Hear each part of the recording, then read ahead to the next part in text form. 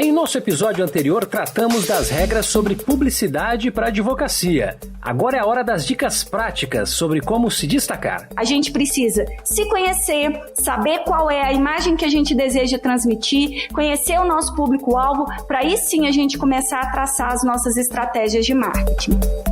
Vale usar redes sociais? Hoje, quem não está na internet praticamente não existe. Mas não adianta ficar bem nas redes e decepcionar no offline, hein? Fica ligado aqui porque tem muita informação importante para você, advogada, advogado. Eu queria ver se é possível fazer um pedido de colocar uma cópia de tudo que a Juliana e que a Giovana falaram e entregar para cada aluno de 5º ano de todas as faculdades desse país. Publicidade para advocacia na prática. Eu sou Hugo Vecchiato. Você está ouvindo Pela Ordem, o podcast da OAB São Paulo. Olá, sejam muito bem-vindos, muito bem-vindas. Está no ar o Pela Ordem, podcast da OAB São Paulo. Eu sou Hugo Vecchiato e te convido a acompanhar nossos bate-papos semanais com especialistas de diferentes áreas do conhecimento e vão trazer pra gente uma visão plural sobre os temas do direito. E a gente volta a falar nesse episódio sobre publicidade para advocacia. Os nossos convidados aqui estão de volta. Dr. Carlos Kaufmann, advogado criminalista e presidente do Tribunal de Ética e Disciplina da OAB São Paulo. Doutor, mais uma vez, muito obrigado pela presença. Eu que agradeço a oportunidade de voltar, Hugo, no programa Pela Ordem, a oportunidade de estar aqui de novo com essas duas gigantes que tratam do marketing jurídico, Juliana Pacheco e Giovana Piacentini, que entendem tudo e certamente vou aprender muito mais hoje. Obrigado, Hugo. A Giovana, que é advogada, presidente da Comissão da Mulher Advogada da Subseção de São José do Rio Preto, da OAB São Paulo, além disso é professora de oratória e também é idealizadora do Advogada na Tribuna, um perfil no Instagram. Giovana, obrigado mais uma vez por estar aqui. Vamos dar muitas dicas aí para os profissionais utilizarem também redes sociais, né? Oi, Hugo, eu que agradeço. Muito obrigada mais uma vez pela oportunidade de estar aqui com vocês. E elas vão dar o caminho das pedras pra gente. A Juliana Pacheco é autora do livro Marketing Estratégico para Advogados, também especialista nesse tema. Juliana, mais uma vez, muito obrigado pela presença. Imagina, Hugo, eu que agradeço a oportunidade de estar aqui de volta. Muito obrigado pela presença. Se você não ouviu o episódio anterior sobre publicidade, vai lá antes de ouvir esse. A gente vai trazer aqui dicas práticas para você que é profissional, mas lá você tem as regras. Eu queria começar aqui com a Juliana, para o profissional que está estruturando o seu escritório, a sua atividade. Como é que ele pode pensar numa estratégia de marketing jurídico, né? Por onde começar? O que ele tem que fazer observando as regras, as normas éticas, Juliana? Hugo, assim como qualquer outro negócio, o negócio jurídico ele também precisa ser pensado, ele precisa de ter um plano para que a gente possa alcançar os nossos objetivos. Então, a primeira coisa que a gente precisa fazer é exatamente ter um planejamento do escritório, onde a gente conheça, primeiro, quais são os nossos serviços, o que exatamente que o escritório presta, aquela análise SWOT tão conhecida, né? Quais são as nossas forças, as nossas fraquezas, as oportunidades e as ameaças do mercado. Isso é de suma importância para que a gente se conheça, e aqui a gente está falando tanto de uma pessoa, uma sociedade unipessoal de advogados, quanto de um escritório com centenas de advogados. Isso serve para todo mundo. Então, primeira coisa, a gente precisa de entender qual é o nosso papel nesse contexto, onde nós estamos, onde nós queremos chegar, quais são os nossos diferenciais, porque só a partir daí a gente começa a traçar o nosso plano de marketing. E para o plano de marketing, algumas coisas são essenciais. Primeiro, os serviços que a gente presta. Exatamente o que a gente faz. Quem é o público que tem interesse, que compra esse serviço, né? Que nos contrataria se fosse necessário? E quando a gente entende quem é o nosso público-alvo, aí a gente faz algumas definições que são de suma relevância para aquelas estratégias de marketing mais comuns no nosso dia a dia, como a publicidade. A gente precisa de entender qual é a linguagem que a gente vai utilizar. Então, essa questão do juridiquês, do falar bonito, isso não é legal no marketing, não, a não ser que o nosso cliente seja um outro advogado. Não sendo um advogado, a gente precisa de falar a linguagem que ele está habituado a ouvir, a gente tem que se comunicar bem com ele. Aí sim a gente consegue identificar onde é que a gente vai se comunicar e como como a gente vai se comunicar? Vai ser através do LinkedIn, vai ser através de jornais com artigos grandes, pequenos, vai ser por redes sociais, através de pequenas dicas, pequenos posts, ou não, através de lives. Enfim, o formato da comunicação, ela precisa respeitar, primeiro, como que eu sou, quem eu sou, qual é a imagem que eu desejo transmitir e também analisar quem é o meu cliente. Esse é o marketing que realmente traz resultado para serviço e para o negócio jurídico principalmente, que é quando a partir de conteúdo interessante a gente demonstra ao público em geral que nós somos especialistas naquele tema, que nós entendemos daquele assunto, para que se em algum momento aquela pessoa ela necessitar de um serviço relativo àquele tema, ele nos procure. A gente precisa se conhecer, saber qual é a imagem que a gente deseja transmitir, conhecer o nosso público-alvo, para aí sim a gente começar a traçar as nossas estratégias de marketing. Para a doutora Giovana, a doutora tem o perfil no Instagram, a Advogada na Tribuna. Qual que é a importância das redes sociais atualmente para o profissional da área jurídica, né, do bom uso das redes sociais? Hugo, hoje quem não está na internet praticamente não existe. Por que eu digo isso? É claro que a atuação no offline ela continua sendo muito importante, ela é primordial e eu costumo dizer assim, não adianta absolutamente nada você ter uma forte atuação nas redes sociais se você não souber entregar aquilo no offline. Eu tenho muitos alunos que me falam assim, Giovana, eu não gosto de produzir conteúdo, eu não gosto de gravar vídeo, eu não gosto de falar em público, né? Eu gosto de sentar na frente do meu computador e ficar desenvolvendo petição, eu gosto de ficar desenvolvendo tese, aí eu gosto de virar para eles e falar assim, nossa, eu também adoro, mas deixa eu te contar uma coisa, para você sentar na frente do seu computador e ficar escrevendo petição e desenvolvendo tese, você precisa de uma coisa chamada cliente. E aí o cliente, para ele chegar até você, ele precisa enxergar em você uma pessoa de confiança, uma pessoa de segurança, de domínio daquilo que você faz. E quando você tem uma rede social em que você consegue comunicar essa confiança, comunicar essa segurança, esse domínio do que você faz, você consegue que de alguma maneira esse cliente enxergue em você tudo isso e ele se lembre de você no momento em que ele precisar de um advogado. Então, quando eu falo dessa questão da comunicação, que nós comunicamos o tempo todo e que eu falo disso na rede social, se você hoje pegar a sua rede social, os 10 últimos posts da sua rede social, você tem coragem de mostrar numa reunião para o seu cliente? Porque você é advogado o tempo todo. Então, você está comunicando algo. Eu não estou comunicando só a hora que eu chego e me apresento e falo algo. Eu estou comunicando quando eu entro no ambiente, eu estou comunicando na forma como eu me comporto, na forma como eu me porto, na forma como eu me visto.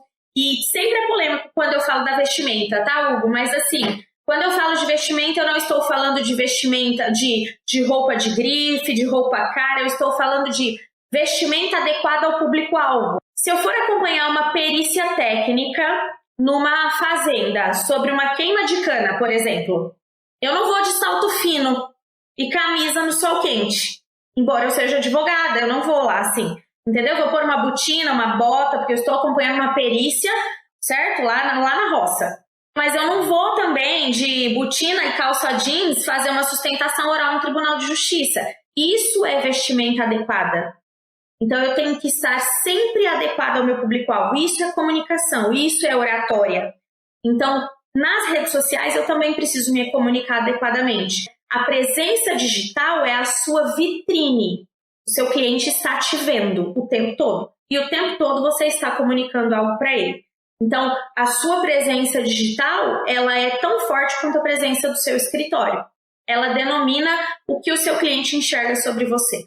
Agora, adicionando uma questão nesse ponto, Giovana, como é que o advogado que hoje, ele tem essa preocupação de estar sempre atualizado, de estudar, faz uma pós, faz um mestrado, e ele às vezes não tem dificuldade para inserir na rotina dele a produção de conteúdo, textos explicativos sobre questões do direito? Como é que ele pode inserir isso na rotina dele? Contrata uma assessoria de imprensa? É preciso? Não é preciso gastar esse dinheiro no começo? Pode fazer depois? O que você acha disso? Entra muito numa questão realmente, aí é uma opinião mesmo, tá? Não existe certo e errado nisso, Hugo. Eu te digo assim, a minha produção do conteúdo é uma coisa que eu não terceirizo. Porque eu acredito que eu conheço o meu público melhor do que ninguém. Então, acho que para o advogado isso fica muito diferente do que para outras profissões. Até queria depois que a doutora Juliana complementasse isso, porque eu acho que ela vai conseguir trazer uma visão bem estratégica disso. Mas assim, eu sei que tem muito escritório que contrata, né, agência de marketing até para estudar isso um pouco melhor, mas para entender a visão. Agora, eu acredito que seja muito como uma produção de artigo. Quem consegue produzir um artigo melhor do que um advogado? Ninguém, né? A pessoa da publicidade não vai conseguir produzir um artigo sobre direito. Eu acredito que você pode sim ter um apoio de uma agência, né? Claro que é importante que você tenha relações públicas e tal, mas esse apoio viria mais para o domínio da rede, do que de como você vai manejar a rede, da postagem em si, da gravação, da edição de um vídeo, mas não da essência do conteúdo. E um outro ponto importante aqui é, Giovana, mas eu não gosto de fazer isso. É aquela velha história, gente, quem faz o que gosta é criança, adulto faz o que precisa ser feito. A gente faz o que precisa ser feito. Quem faz o que gosta, quem faz só o que quer é criança. Adulto, a gente tá ali para fazer o que precisa ser feito, pagar boleto no final do mês, é isso aí, vida de adulto é isso. Então, a produção do conteúdo é o novo. Gente, isso é o novo, isso é o mundo novo. Isso precisa entrar como seu trabalho. É a nova advocacia. Isso precisa entrar como uma atividade do seu trabalho. Assim como eventuais artigos que você já publique no site do seu escritório, assim como outras atividades, assim como uma reunião semanal que você já faça com os colaboradores do escritório, a produção do conteúdo ela precisa entrar como uma atividade do seu escritório, do seu trabalho como advogado. Antes da Juliana comentar esse tema, eu queria colocar o doutor Carlos nessa questão. No teu dia a dia, doutor, como é que funciona isso? Você tem essa preocupação no escritório? Como é que é a visão de um profissional da tua área a respeito dessa questão? Hugo, antes de mais nada, eu queria ver se é possível fazer um pedido de colocar uma cópia de tudo que a Juliana e que a Giovana falaram e entregar para cada aluno de 5º ano de todas as faculdades desse país. Né? A partir do momento que eles tivessem acesso a isso, certamente nós teríamos um público futuro, né, muito mais abalizado, sabendo o que fazer. Elas tocaram em 2 pontos essenciais. Primeira coisa que a Juliana falou, você tem que saber o que você quer. Você tem que saber como você vai traçar uma estratégia de marketing. Você tem que se conhecer, né? Você tem que saber qual é o seu público-alvo. Quer dizer, você tem que transmitir confiança. Então, se você descobrir o seu público-alvo e consegue transmitir confiança, certamente você vai estar dentro de todos os parâmetros éticos necessários, vigentes, né? E é óbvio que todos os advogados têm uma preocupação, também no escritório, como criminalista, todos têm uma preocupação com a imagem. Como veicular e como divulgar essa imagem. E o que é a imagem? O advogado vive dessa imagem, porque essa imagem tem que transmitir confiança, tem que transmitir segurança. Na minha área especificamente, né, Hugo, que é a direito penal, a gente tem que tomar muito cuidado para não passar de qualquer limite, porque o advogado, o cliente, ele prefere muito mais a discrição do que qualquer aparição. Não são vários os casos, mas inúmeros os casos onde tem assunto importante ou que o assunto está na mídia e que é muito melhor às vezes para o cliente, ao invés de você rebater e trazer e incendiar aquela discussão na mídia, você deixar o assunto de lado, você deixar de discutir. Poxa, mas seria uma grande oportunidade para o advogado aparecer. Seria. Só que mais importante do que a minha aparição é o interesse do cliente. Eu estou aqui não para aparecer, mas para defender um cliente, para defender uma pessoa, para defender um ser humano. Então o direito penal vive disso. Então, a advocacia como um todo, especialmente a advocacia penal, ela tem que tomar um cuidado gigantesco com o meio de aparição, de marketing, de publicidade, porque você tem vários caminhos, só que isso pode prejudicar o cliente e pode prejudicar a própria imagem. Às vezes o cliente não quer também advogado que aparece com frequência, que se manifesta com frequência. Ele precisa o quê? De segurança e de confiança. E é isso que nós temos que pensar. Para a Juliana agora o meu questionamento sobre conteúdo, o que é relevante, como é que o advogado consegue na tua rotina, né, inserir essa preocupação de estar presente nas redes, precisa ter site, precisa ter Instagram, precisa estar no LinkedIn, como gerir tudo isso, Juliana? Antes de mais nada, só complementando o que a Giovana falou, a terceirização de todas as etapas do marketing de conteúdo é um grande erro de qualquer advogado ou escritório de advocacia. Porque a primeira etapa, que é a produção do conteúdo, ela tem que partir do advogado, que é o verdadeiro expert naquele assunto. Tudo bem, as pautas, a agenda, a formatação, o trazer aquele tema, né, aquele conteúdo, adaptá-lo para cada uma das redes, este é um trabalho que cabe sim para uma empresa de marketing, para um profissional de marketing, caso eu possa contratá-lo. Mas a produção do conteúdo em si não dá para terceirizar, não. Concordo 100% com o que a Giovana comentou antes. Sobre as mídias digitais, o que eu penso é o seguinte: o site institucional é algo que, se possível, todo mundo deveria ter, porque ele é onde eu deveria levar todo o público. Falando de uma parte mais técnica, né? Todos os lugares que eu postasse alguma coisa, eu fiz um artigo no Conjuro, outro no Migalhas, eu acrescentei um post no LinkedIn, que é a única rede social 100% profissional que nós temos e todos deveríamos estar lá, inclusive com um perfil bem robusto, bem atualizado. Tudo isso deveria trazer um público para o nosso site institucional. Redes sociais. As redes sociais, tudo a gente tem que pensar no seguinte cenário. Primeiro, existem várias opções. Existem aquelas que a gente deveria estar, que são as opções onde os nossos clientes estão, os nossos parceiros estão, e existem aquelas onde a gente pode estar. A gente deve estar em várias, mas às vezes a gente só consegue estar em algumas, seja porque a gente não tem tempo para gerar conteúdo para tudo, eu não tenho dinheiro para investir numa empresa de marketing que me ajude nisso, então a gente tem que estrategicamente escolher quais são os perfis em redes sociais que a gente vai ter, quais são os blogs que a gente vai ajudar a fomentar. Às vezes o perfil do meu cliente não é um perfil que vai buscar um advogado, que vai se interessar por temas jurídicos no Instagram. Entretanto, estar presente no Instagram, como a própria Giovana já comentou, é marcar uma presença, é meio que estar vivo.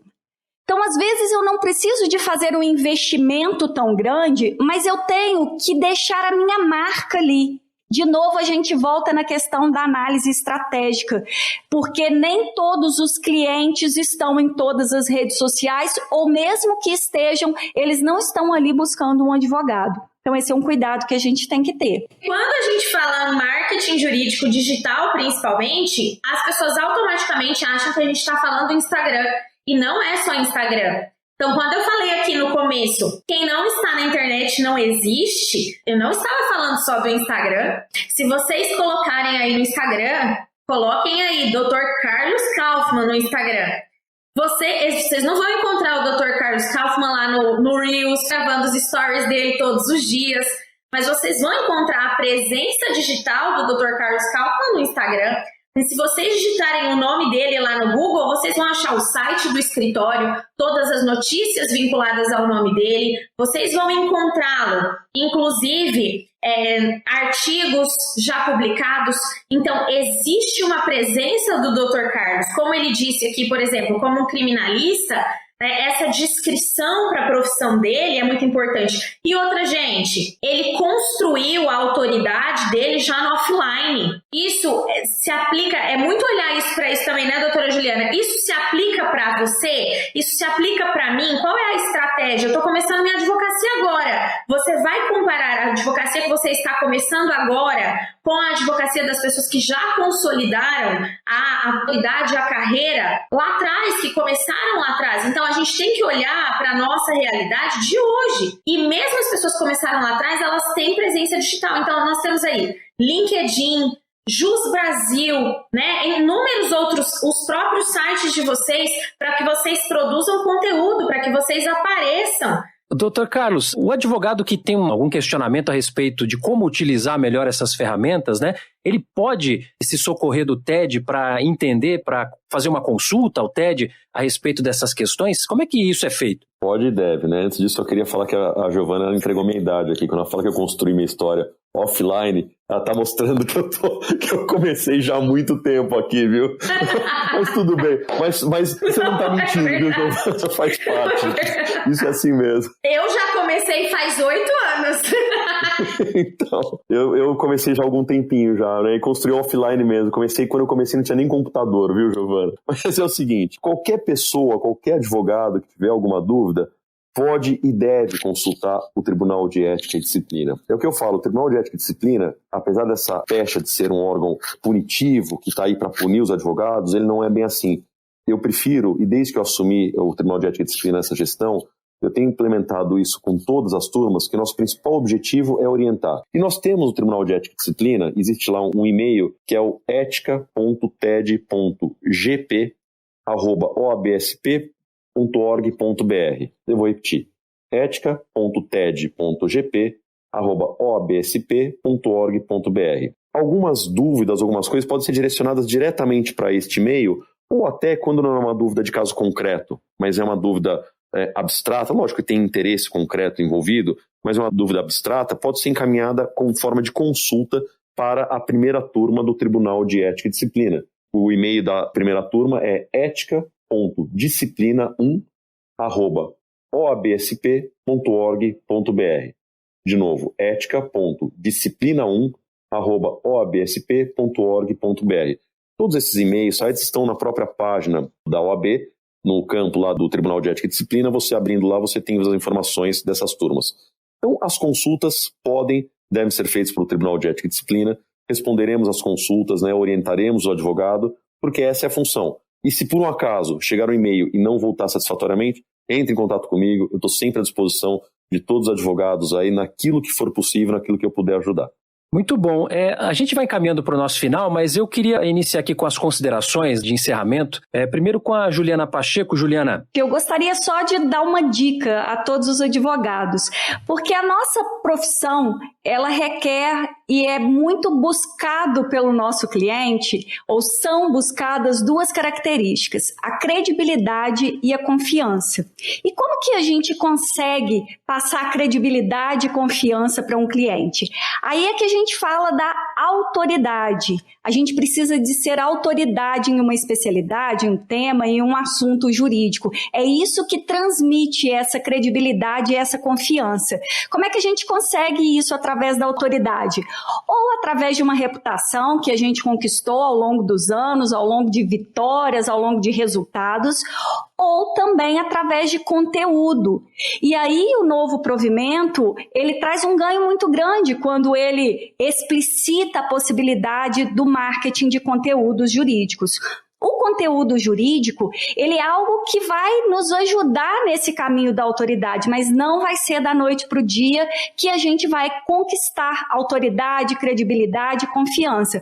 Portanto, o impulsionamento, ele vai poder nos ajudar a alcançar esse objetivo, mas ele também não vai ser a resposta para tudo. Não significa que eu coloquei um artigo legal hoje numa rede social e impulsionei que amanhã eu já virei uma autoridade naquele tema. Não é assim. Isso é algo que a gente tem que alcançar com o tempo, através de bastante trabalho, de bastante esforço, para que aí sim, o nosso público, ele possa nos encarar com bastante confiança, com bastante credibilidade, que é isso que o advogado, ele representa na sociedade.